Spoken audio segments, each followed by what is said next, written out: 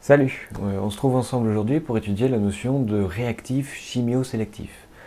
Alors pour la découvrir, on va travailler sur une molécule assez célèbre qui s'appelle la vanilline, qui est la molécule la plus importante dans l'arôme de vanille, donc qu'on trouve dans les gousses de vanille, mais en réalité on préfère la fabriquer, la synthétiser, parce que ça coûte 10 fois moins cher que d'aller l'extraire des gousses de vanille. On en fait quand même 25 000 tonnes par an, ce qui fait de cette molécule le premier arôme synthétisé au monde. Alors comme tu le vois, c'est une molécule assez grande, donc elle va avoir une chimie relativement compliquée. Je te propose tout de suite de rentrer dans le détail. Alors pour faire ça, on va travailler en cherchant, est-ce qu'il y a des pôles plus et des pôles moins sur cette molécule? Est-ce qu'il y a certaines liaisons qui sont polarisées? Alors je te rappelle, l'oxygène est un atome très électronégatif, c'est-à-dire que quand il met ses électrons en partage, il les attire à lui. Donc il a un excès d'électrons autour de lui. Au contraire, l'hydrogène et le carbone ont plutôt des électronégativités assez faibles, et en plus comparables l'une avec l'autre. Alors on va faire ça assez rapidement, puisque maintenant tu es bien habitué. Donc l'oxygène qui est là porte une charge partielle négative, au contraire du carbone qui est son voisin, ou de l'autre carbone qui est son voisin. Donc ici, on peut écrire des charges partielles positives.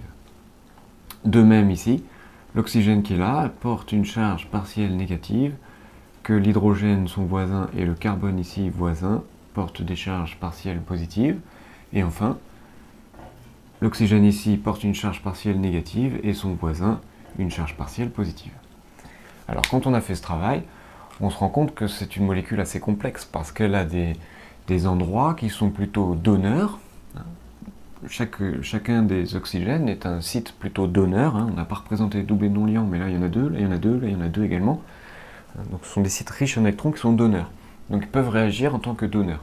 Et puis on a encore plus de sites qui sont accepteurs de doublés d'électrons. Ici, là, là, là, et enfin ici. Donc c'est une molécule qui va avoir une chimie relativement complexe. Elle peut réagir à plein d'endroits différents. Alors, je te propose d'étudier sa réactivité avec quelques réactifs. Alors, premier réactif qu'on va utiliser, ça s'appelle l'anhydride acétique. Ça ressemble un peu à l'acide acétique qui est présent dans le vinaigre, mais disons que c'est une molécule voisine qui est bien plus méchante. Ça a la même odeur que le vinaigre, mais beaucoup plus fort. Alors, quand on fait réagir la vanilline avec l'anhydride acétique, on obtient comme résultat une transformation de la vanilline en acétate de vanilline. Alors il s'agit de comparer un peu et de comprendre ce qui s'est passé.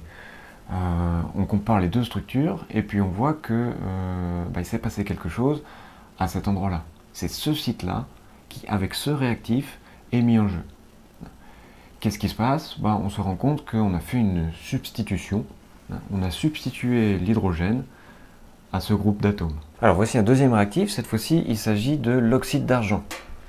Alors quand on met la vanilline en présence d'oxyde d'argent, on obtient une molécule dont la structure ressemble à la vanilline, mais est différente, qui s'appelle l'acide vanillique.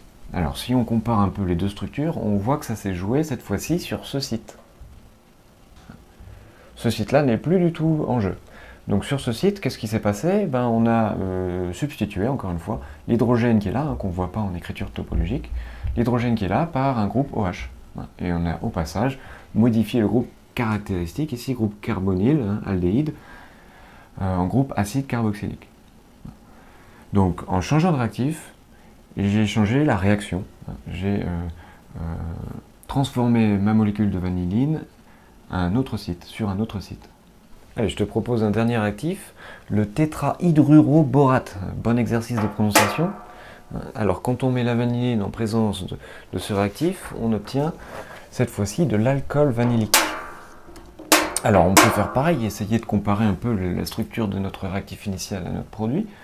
On voit que cette fois-ci, tiens, ça s'est joué au même endroit qu'avec le réactif précédent. Seulement, la réaction était différente. Au lieu de fabriquer un acide carboxylique comme précédemment, cette fois-ci, on a changé l'aldéhyde en alcool. Alors en conclusion, j'ai rassemblé ici les trois réactions qu'on a étudiées. Donc on se rend compte qu'en fonction du réactif que l'on utilise, le site qui va être mis en jeu de notre réactif initial est différent, et même si le site est identique, la réaction peut être différente.